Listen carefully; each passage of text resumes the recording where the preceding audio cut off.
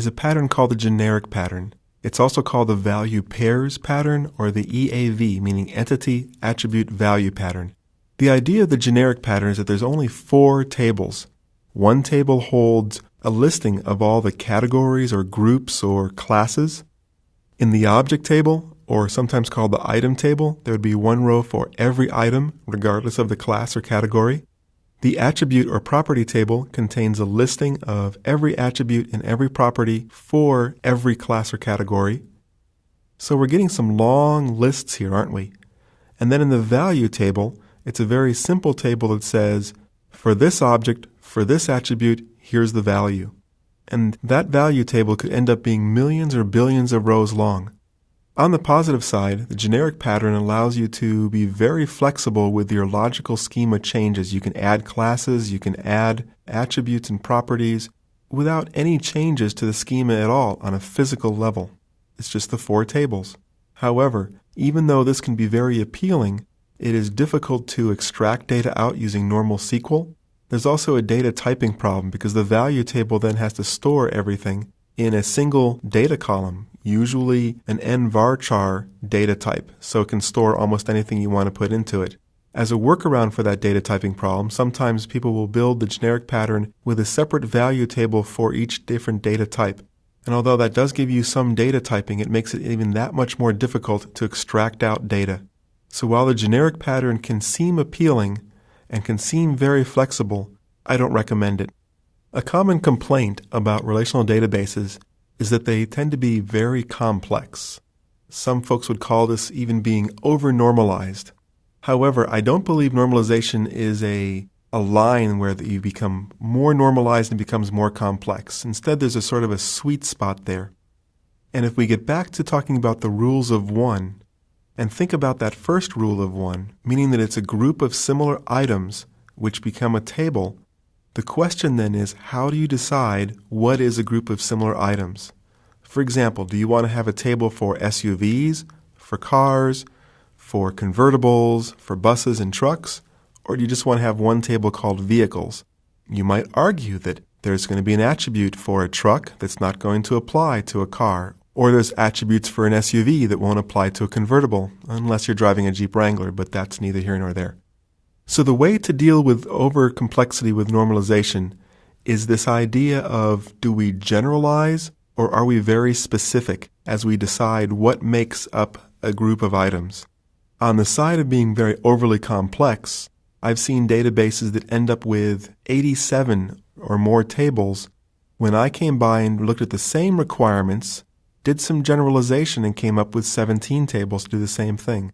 And without getting into the whole story, the difference there was generalization.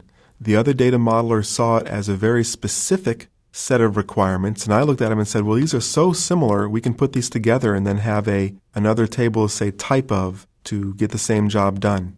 Sometimes over-normalizing actually ends up hard-coding different types where if you generalize, you can end up making it more flexible and it's easier to add another type. For example, another type of vehicle. Using the previous example, if you had a table for SUV and convertible, car and bus and truck, and then you came along and wanted to have motorcycles, you'd have to build another table for motorcycles or another table for planes or helicopters. So normalizing to the point of being very specific with your designs and hard-coding into the designs can actually hurt the extensibility or future flexibility of the database design. But if you can generalize while you normalize, your designs will be more flexible and more extensible. They will live longer as they're able to meet the changing business requirements. In contrast to generalization, many developers feel the only option to over-normalization is to denormalize. And generalization is not denormalization. Denormalization is when you specifically take a value that could possibly represent an attribute to table A and you copy it down to table B to save that join. If that's all you're doing for normalization is to copy a single column, which is a static column, that's not a good example of when to denormalize.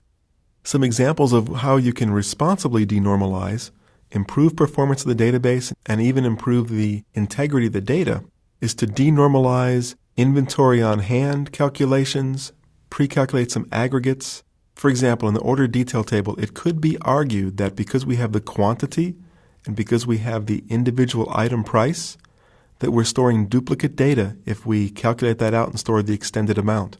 But doing so would make it much easier to sort and do aggregates and to work with that data later. The same thing with inventory on hand. It could be argued that the inventory transaction numbers should only be stored in the inventory transaction table and not aggregated and then the sum placed in the inventory table. But doing so certainly makes the database more functional. Another example of responsible denormalization has to do with historic data, and this is one limitation of the relational model. Think for a second about a customer, and we have his name and address and shipping information in the customer table, and then in the order table we're simply pointing up to the customer table. If the customer moves, but we don't have an actual history of that shipping address in the order table, then we'll have no proof of where we shipped it 3 years ago. So it's responsible denormalization to go ahead and copy that current shipping address from the customer table down to the order table. So how do you enforce responsible denormalization? Well, if it's going to be responsible, it has to be at the database level. Don't depend upon the website or the middle tier or the business logic to maintain this duplicated data. So it should be enforced by a trigger